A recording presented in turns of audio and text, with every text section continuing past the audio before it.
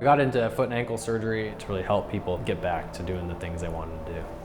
Whether it's playing sports or doing their job or chasing after their grandkids, getting patients back to being active. The orthopedic foot and ankle surgeries has a lot of opportunity for growth, and I really like that. With a lot of new technologies, such as ankle arthroscopy, which has really advanced a lot over the last decade. Ankle ligament procedures are becoming more anatomic with newer technologies and better understanding. Ankle replacements have gotten much better, and that's really an opportunity for growth and to help more patients who previously were told there wasn't a lot of great options for them. I really love orthopedics, specifically foot and ankle, because there's really an opportunity to help treat patients' quality of life.